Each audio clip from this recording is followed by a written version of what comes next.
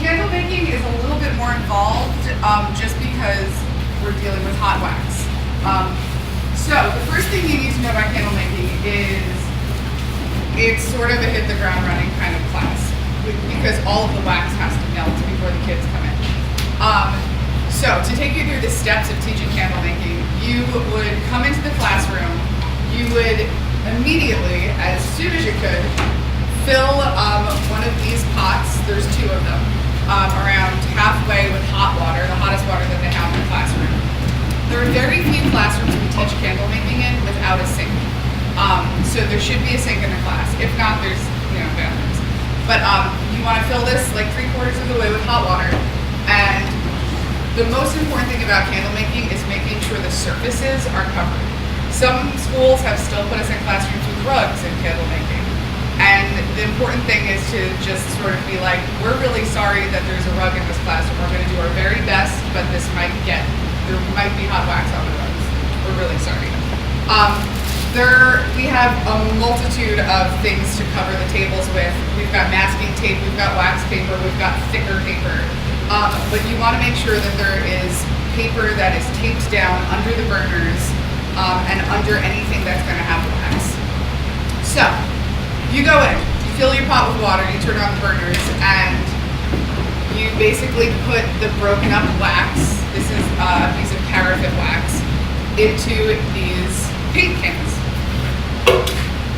And then you put 2 paint cans together in the boiling water. And then you wait for it to melt. One crucial fact about this is as wax melts, it melts from the bottom up. And so we have knitting needles in this kit. You will see that it's very, very simple. There's one box in there with a bunch of stuff. In this box, there are knitting needles. You have to make sure that when you are watching this wax melt, and never leave it unattended because it's hot wax in the classroom, keep poking it with a knitting needle so that suddenly a geyser of wax doesn't shoot up into your face. This has never happened, but it could. So that is kind of key to know about if you're ever teaching candle making. So that's the basic point of starting the class. This is how you teach a class. The kids come in. All right, great. And you do something like this. Good day, children. Good day. Good day indeed. My name is Mistress Page. Dilopoulos does not work.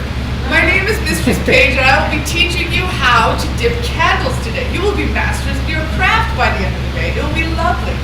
Now, yes, do you think they had electricity back then? No, they didn't. Oh, no, they didn't. How many candles a year do you think an average family had to use in colonial times? 7, no. 1 billion. 3,000. No, crazy, no. 125, you say? Correct. That is exactly the number. 125 candles per household per year. This made the local candle maker very busy, clearly. Now, how long do you think it would take to do this? A very long time. You will see. Today we are about to dip 2 candles that you can go home and have a lovely candlelit dinner with your families. Great. Now, where did they get wax from? Earwax. No. No. Cheese grossness is what I got in the last one. I was like, no. Yeah. Animal fat. Animal fat. You are the genius of the class. So this is our class genius because she has said there's animal fat, which is called tallow. And then I have all the kids say tallow, and I'm like, it sounds gross, tallow. And it's a good thing because they used every part of the animal back then. However, tallow was very smoky, it burned quickly, and it smelled really bad. So although these were the candles that they had, they were constantly searching for better materials. This led them to beeswax and bayberry plant. Yes, the bayberry plant was the most coveted type wax origin in colonial times because it smelled beautiful. So bayberry and beeswax and animal fat are the 3 correct answers. Everything else, no. And this is, what is this called? String? No, it's called a wick. This is a wick. This is what you use to dip candles. Now today, children, just so you know, there's a little piece of metal in our wicks. We use wicks that have zinc in the middle of them so that they go straight down. So it's important to be like, there's a little piece of metal, don't poke yourself. This is so today you can have a bigger candle than usual. They made wicks out of cotton, hemp, or flax. So great. So then what you do is you'll have a bundle of these. You have a parent volunteer or a teacher hand each of the kids one of these, and they write with a Sharpie their name on one side and their class on the other, like 4-H, whatever section they're in.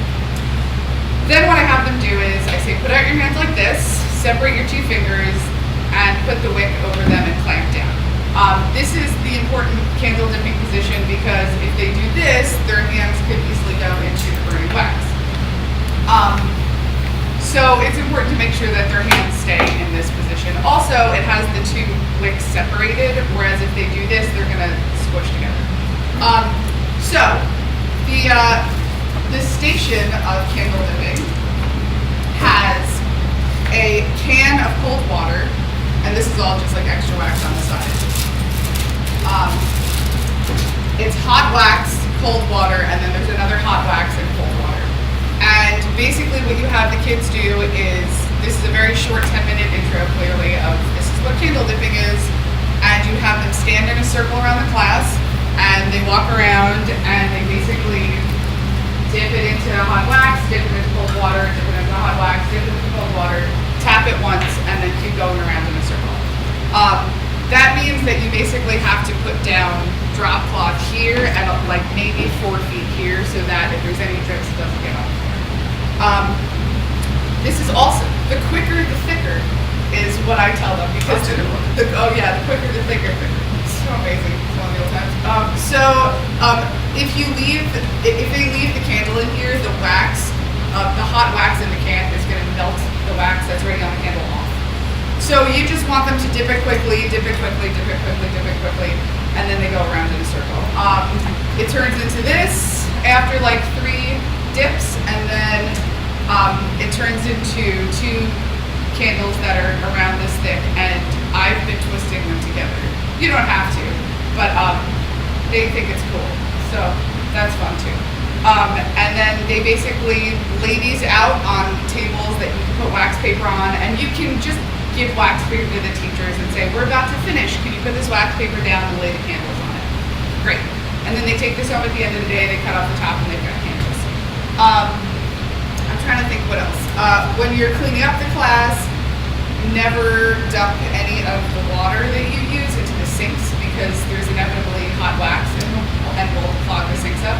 So you want to find an open window or get it outside somehow, the water.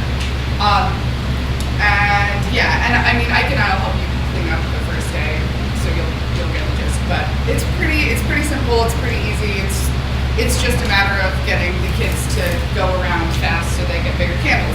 One more thing: the hot wax isn't like boiling hot, ridiculous wax. Like I've gotten it like all over me, and I'm not dying. It burns, but it's not horrible. But it's important to tell the kids that it's not going to hurt them and put them in the hospital if they touch the can by accident, because they will. So just like touching it lightly and being like, do you see this is not going to send you to the hospital? It's hot, but it's not going to burn you. Because some kids get really scared around hot wax. Understandably. So that is candle dipping. Are there any questions? How many times do they dip it? It depends on the size of the class and how late they are in class, etc. But like 5 to 8 times. The more the better, the more the better. The more the better, yeah. So how long before that cools off and you have to put it back in the pot? At the end of the day, I mean, you have to do it after each class to melt the wax and water? no, well, basically, like during the class, there's always a burner with a pot of, there's 4 cans of wax total. There's 2 that are always melting, and then there are 2 that the kids are dipping, and so you're just sort of refilling the whole time.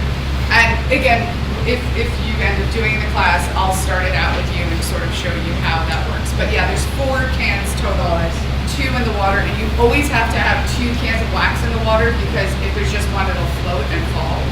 So the 2 cans of wax in the water melting are important, and then there's 2 here that you're just in the station. Yeah, and we've got pot holders and stuff like that, so you're never handling this. But yeah, at the end of the day, like you just sort of have to judge as you go. Towards the end of the day, you're not going to want to refill the wax, so the cans will be like this full filled with wax, and as you're cleaning up, you can put them near a window so they sort of cool down. They cool down quickly. And the way we pack up a crate is we'll put it inside this, and then we'll put this inside this. And if it's half full, there's not really a good chance of it spilling. So we've never had really a problem with that. And then during lunch, how do you unplug? During lunch, we unplug it. If the water's still boiling and it's only an hour, it stays pretty hot. But it's always good to go back around 10 minutes before class to make sure that it's not dry. Candle lipping's sort of a bitch. I mean, compared to the other classes, it's a little more hands-on. Not much, but it's a little more like you have to keep on task. But yeah, is that your question? Sweet. So that's candle dipping.